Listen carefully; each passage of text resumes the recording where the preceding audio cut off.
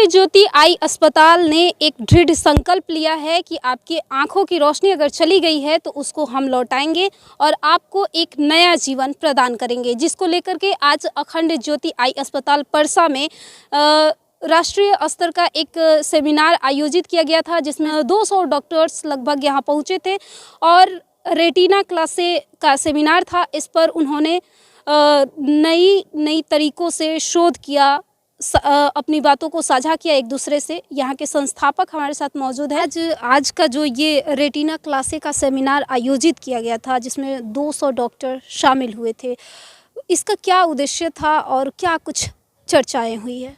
Retina क्लासे जो है, जो आँख का जो पर्दा है उसके ऊपर में जो नवीनतम तकनीक हैं, जो नए नए उपकरण हैं या जो नई दवाएं आई हैं, उनके ऊपर में चर्चा करने का एक महत्वपूर्ण मेडिकल कॉन्फ्रेंस है जो प्रति वर्ष जो है अखंड ज्योति आयोजित करेगा। ये पहला संस्करण था।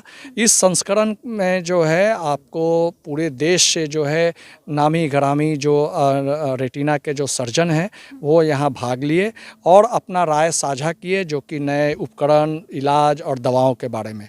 हमारा उद्देश्य है कि अखंड ज्योति इन जो है लोगों को एक प्लेटफॉर्म पर लाके जो नई तकनीक है वो बिहार वासियों तक पहुंचाए, जो नई दवाएं हैं वो बिहार वासियों तक पहुंचाए, क्योंकि आखिर ये मस्तिष्क में ये सेंटर ऑफ एक्सीलेंस एक सुपर स्पेशलिटी केंद्र है और इस सुपर स्पेशलिटी केंद्र का उद्देश्य है कि विश्व में जो नए नए तकनीक हैं वो हमारे सुदूर ग्रामीण भाई बहनों तक जो है पहुँचे, और रेटिना क्लासे उसी ओर एक महत्वपूर्ण कदम है। धन्यवाद सर। धन्यवाद, नमस्कार। जैसे कि आरपी सेंटर एम्स से, एलबी प्रसाद से, ऐसे जगह से, सारे जगह से लोग आए हुए हैं, डॉक्टर साहब जो नेत्र रोग विशेषज्ञ हैं। ये सारे के सारे रेटिना कंसल्टेंट, रेटिना के विशेषज्ञ हैं, आँख के पर्दे का विशेषज्ञ।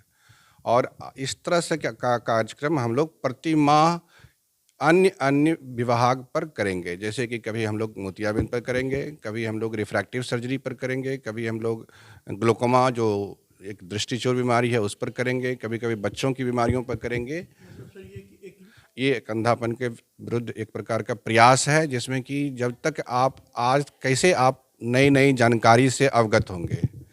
तो इस तरह से ये जो CME है दो तरह से फ़ायदे करता है। एक तो आपकी जो जानकारी अपडेट्स होती है, आप एक दूसरे से आदान प्रदान करके एक दूसरों से सीखते हो, आप खुद भी बताते हो कि हम लोग क्या कर रहे हैं। और तीसरी बात है जो कि इससे लोग एक दूसरे को जानते हैं, नेटवर्किंग होता है, और इससे हमारे क्रियाकलाप के बारे में भी लोग जानते हैं और हम भी जानते हैं कि अन्य विश्व स्तर पर क्या हो रहा है। लोगों ने सेंटर ऑफ एक्सीलेंस ही खोला ही है कि हम लोग वही standard of I care irrespective of their social and financial status, जो भी लोग हैं उनको हम लोग वही standard of I care provide करें जो विश्व स्तरीय है, जो ग्लोबली स्टैंडर्ड है। जो हम ये कंटिन्यूइंग मेडिकल एजुकेशन प्रोग्राम बोलते हैं इसका मतलब ये होता है कि जो नेत्र के क्षेत्र में जो शिक्षा देने का जो सिस्टम है, तो उसको हम लोग कंटिन्यूइंग मेडिकल एजुकेशन बोलते हैं।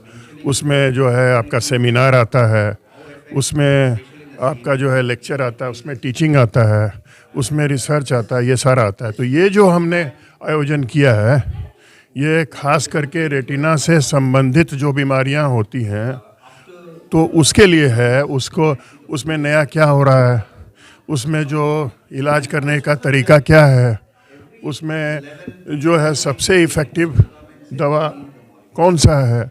और ये जो है जैसे रेटिना से संबंधित बीमारी में सबसे जो अभी बहुत ज़रूरी है और बहुत बड़े रूप में आ रहा है वो डायबिटीज़ से रिलेटेड है। आप लोगों को मालूम होगा कि जो इंडिया है वो diabetes capital of the world है, और उसके वजह से आँख में भी खराबी आती है, और ख़ास करके रेटिना में। जब रेटिना में खराबी आती है तो रोशनी चली जाती है। तो उससे संबंधित जो बीमारी है उसके बारे में डिस्कशन कर रहे हैं। जो एजिंग होता है, जो एजिंग के वजह से भी पर्दे में खराबी आती है, जैसे कैटरेक्ट हो जाता है, उसी तरह रेटिना में भी खराबी आती है, और उसके वजह से जो है जो रोशनी आँख की चली जाती है, उसके लिए भी हम डिस्कस कर रहे हैं।